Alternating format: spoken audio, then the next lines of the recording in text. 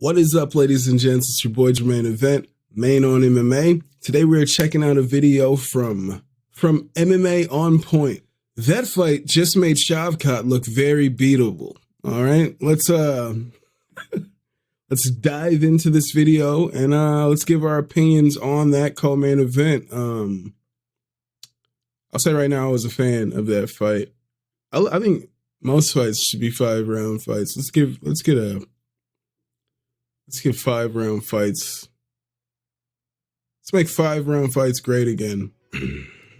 Man, I'll be straight up with you guys. Going into this one, I thought that Shavkat was going to absolutely wreck Ian Garry. And I think quite a few of you would have agreed with me on that point. Vegas did too, clearly, as Rakhmonov was a more than 4-1 favorite. And it's not that I think Garry is some kind of scrub or something. I've not been insanely impressed with him, but I do see the talent there. It's more so that I thought Shavkat was an eater of worlds. I don't know, maybe it was the 18 finishes straight that made him come off as some unstoppable force of nature sent from on high to strike down the welterweight division with extreme prejudice. He had this whole mystique and hype about him that had me convinced he was the next great stoic decimation machine that our sport produces from time to time. But I do not think that anymore. He looked very much like a human being against Machado. Those first 2 rounds were a real labor. I mean, he won them, yes, but because every round has to have a winner. And that is really the only reason. Very little happened. Then he dropped the 3rd and was in serious trouble in the 5th with those submission attempts. Joe Rogan didn't outright say it, but it sounded to me like he saw the choke attempt as the only significant action in the whole fight. In other words, pride rules. Gary's walking away with the W. And he did anyway, really, at least as far as my expectations of him, especially as it relates to the skill set that Rakhmonov brings to the cage. I think that Ian Machado Garry is probably quite a bit better than I assumed. And because of the expectation that he was going to get eviscerated, he definitely scored a moral victory, and that Shavkat's win over him felt anything but definitive.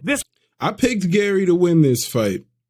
And I still gained respect for him with how he looked in this fight, even though I even picked him to win. Was not some mandate-setting win. It didn't even feel like one in any way but technicality. I don't feel like anybody thinks Belal dodged a bullet anymore. I think a whole bunch of us saw that fight last night and thought maybe it was for the best that Rakhmonov had to wait for that title shot. Now, does that mean I think he can't be champion? No, of course not. Let's not get silly here. I absolutely think he's at a level that could earn that gold, but am I expecting him to steamroll Belal Muhammad now? No, not at all. If you told me I had to empty my bank account on one of them, I'm going with the champ to retain. And again, this isn't some kind of fraud check moment, as so many like to say now. It's more so just realistically adjusting my expectations of a guy that looked like he was going to have a decade at the top of the sport like Fedor or something. I know I cannot be the only one who felt entirely underwhelmed by what he did in that fight last night, because the expectations were so high and he did not deliver. But you know, maybe we're the assholes, right? Maybe we as fans shouldn't crown fighters as the next big thing until they've proven themselves at the very top of the sport consistently. I think that every single time I'm wrong about a fighter, but it's a tale as old as the fandom, and while we never learn our lesson, it's also kind of the fun of this whole thing anyway. I want to see spectacular triumphs and failures, so who cares if we're wrong? And regardless of how we feel, you know, the win is still a win, even if it doesn't feel like it. But of course, he is next in line, and rightly so. He already earned his title shot before beating Garry. The in-cage confrontation after the fight, I think, likely sold absolutely no tickets, but it was clearly unplanned and off the cuff. So what were we expecting here? The Rock and Stone Cold Steve Austin going at it on the mic? You got a guy who was just in the crowd probably eating some popcorn, and another guy who has to be told and convey his thoughts through a translator. That segment was never going to be that compelling, but I think the fight will be, and I think those hoping for Shavkat to burn right through Belal are feeling a little nervous after that performance, and I imagine the betting line will reflect it, as Rakhmonov had opened before their originally scheduled fight as a 2-1 favorite, but I'd be shocked if by closing on their next one when it's scheduled he's anywhere near that. Believe it or not, though, that was not the only fight on the card, and I think it says everything I want to say about it that we haven't even mentioned the champion who defended his title for a 3rd consecutive time as the headliner for this card. In his 19-fight career, Shavkat Rakhmonov never saw a judge's scorecard until last night, and Ian Machado lost his O after 8 straight in the UFC and 15 total. I really wish that fight didn't happen between Shavkat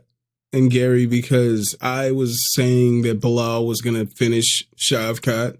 And I believe that if the world didn't see this fight, all right, for 5 rounds, everybody would have definitely thought that Shavkat was just going to go in there and finish Bilal. People thought Shavkat was going to go in there and finish Gary. But what did I say in my prediction video? I said that dude can barely take anybody down. He struggles. He couldn't take Jeff Neal down. He struggled to take Wonder Boy down. Like he doesn't go in there and dominate with the grappling. When people are like actually prepared for him, and we saw Gary like stopping those trips, he's up against the fence. He couldn't do anything. He had to pull out some double legs that no one's ever seen him do before. He had to do some things that we've never seen him do before. You know what I'm saying? He had to go deep in his bag to get these takedowns. He doesn't have the best takedowns.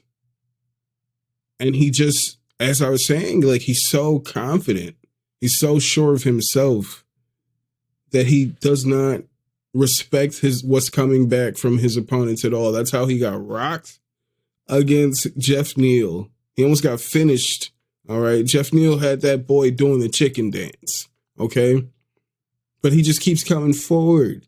He's got no regard for defense. All right. I think Bilal is going to disrupt this dude. All right. And he's going to beat this dude. Shavkat looked very beatable in that fight against Ian Garry. He didn't look like this Terminator that you guys have been saying as the hype has been there. I understand where MMA On Point is coming from, that they thought that was going to happen, because that was honestly my initial thought when I spoke with Ash over at Calf Kick Sports, and he was talking to me about like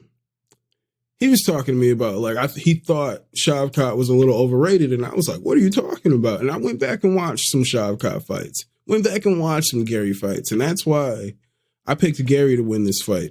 I saw a lot of MMA guys, like a lot of content creators that I rock with, and it surprised me. I thought I was going to be alone out here.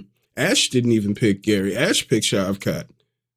But I, through talking to Ash, went and did research, and then I picked Garry. A lot of the other channels that I rock with picked Garry. I was shocked. They saw what I saw. Shavkat is just a bit overrated, ladies and gentlemen.